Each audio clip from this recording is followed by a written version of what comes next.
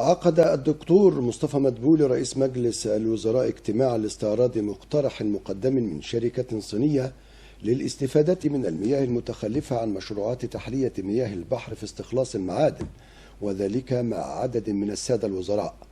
خلال الاجتماع تم استعراض عدد من المحطات المتوافرة لتحلية مياه البحر التي يمكن الاستفادة منها في تنفيذ هذا المشروع، وفي هذا الصدد تم شرح مكونات تلك المحطات وكميات المياه المتخلفة المتوقعة من مياه البحر.